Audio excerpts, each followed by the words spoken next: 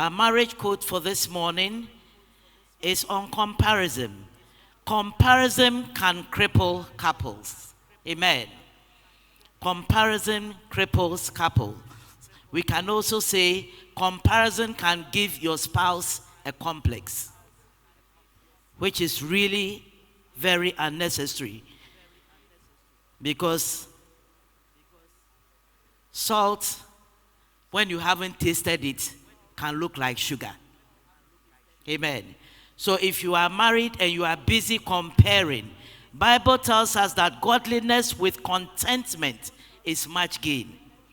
Okay, we have the couple here. Godliness with contentment is much gain. What is the gain? The gain is peace of mind. The gain is progress. The gain is stability. It means that if you are godly and content, you gain all these things in your marital life. Amen. It also tells us in 2 Corinthians 10, chapter 12, that comparing yourselves one with another, ye are not wise. We have people who are married and they like to compare. You are comparing your husband with somebody in your office. You are comparing his height, his stature. When you were going to marry him, didn't you see? Didn't you see who you went to marry? So there are some things you cannot change.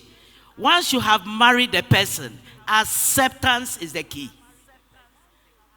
Don't start comparing because you have a crush on somebody. We've seen beautiful ladies who eventually cut their nice long hair because their husband suddenly wants a lady with short hair.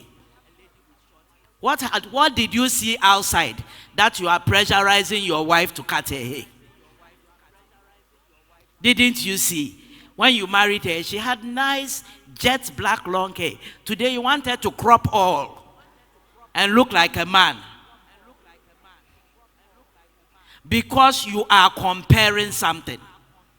Amen. Some comparison even go as bad as the sex life. I had a lady who complained that the husband has stayed away from her for months. When we asked him, she said she told him that her ex was better in bed than he was.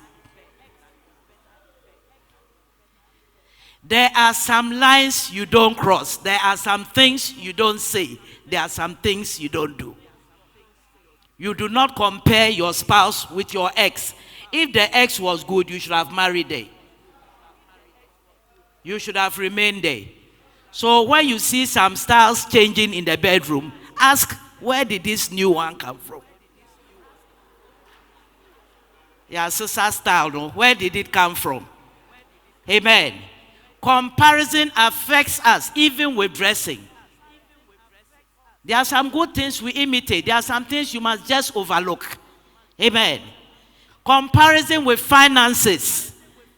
The Joneses have more money than us.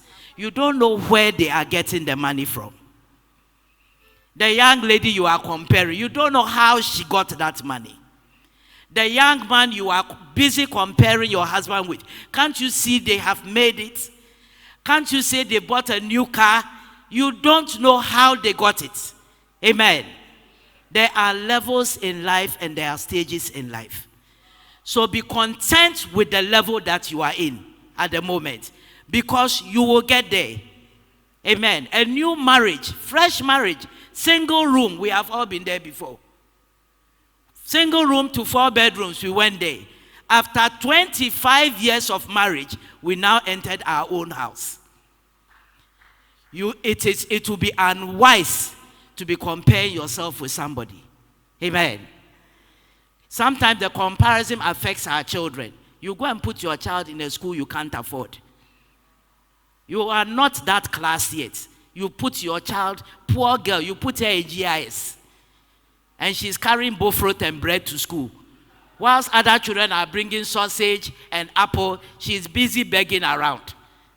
You have put the child under pressure. Amen. Let's stop some of these things. Let's save our children. I had a young lady visiting me. She was very light-skinned and used to tell my 3-year-old daughter, when she sees her, she calls her Ubibini Shepepe.